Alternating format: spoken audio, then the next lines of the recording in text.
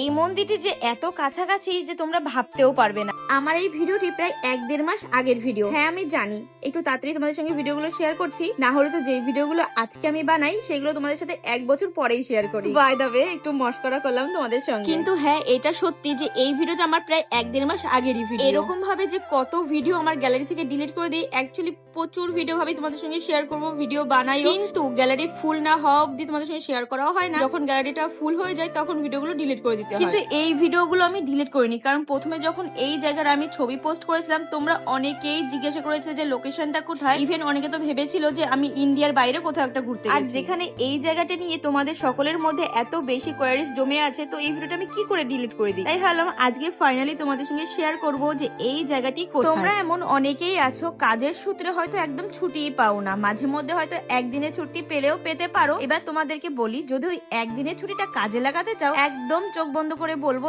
এই জায়গাটা থেকে ঘুরে আসো। আই থিঙ্ক তোমরা কাছাকাছি এত সুন্দর লোকেশন কোথাও পাবে না। এখানে ঘুরতে গেলে তোমরা দিনের দিন গিয়ে কিন্তু বাড়িও ফিরে আসতে পারবে। এই মন্দিরটি যে এত কাছাকাছি যে তোমরা ভাবতেও পারবে না। হ্যাঁ এই মন্দিরটা আমাদের কলকাতায় দক্ষিণ 24 পরগনায় অবস্থিত। এমন অনেকেই আছে ভাবে কলকাতায় একদিনের ছুটিতে ঘুরতে যাবো ফ্যামিলির সবাইকে নিয়ে, শেষমেশ কোথায় ঘুরতে যাবো বুঝতে না পেরে চলে যায় ভিক্টোরিয়া, সায়েন্স সিটি, আর না হলে চিড়িয়াখানা। এই ভুল এখন থেকে আর কেউ করো না প্লিজ। তোমরা যদি কেউ ঘুরতে যাও কলকাতায় তাহলে একবার হলেও এই স্বামীনারায়ণ মন্দিরে ঘুরে এসো। সত্যি কথা বলতে আমি নিজেও জানতাম না যে এই স্বামীনারায়ণ মন্দির এটা আমাদের কলকাতায় আছে। আমি কতবার ভিডিওতে দেখেছি, প্রত্যেকবার ভেবেছি এত সুন্দর জায়গা এটা কোথায়, আমি তো ঘুরতে যেতে চাই, কিন্তু লাস্ট ফিনিশিং আমি জানতে পারি এটা আমাদের কলকাতা। তাই বেশি লেট না করে চলে গেছিলাম স্বামীনারায়ণ মন্দিরে। আর আমি তো ওইখানে গিয়ে এত সুন্দর একটা দৃশ্য দেখে পুরো মুগ্ধই হয়ে গেছিলাম। আমি তো ভাবতেই পারিনি এই জায়গাটা এত সুন্দর। ক্যামেরায় না যত সুন্দর দেখেছিলাম তার থেকে রিয়েলিটি আরো সুন্দর। জানি না তোমরা আমার এই ভিডিওতে কতটা বুঝতে পারছো। ট্রাস্ট মি, এই জায়গাটা অসাধারণ। এই জায়গায় যে একবার যাবে সে বারবার যেতে চাইবে। যেরকম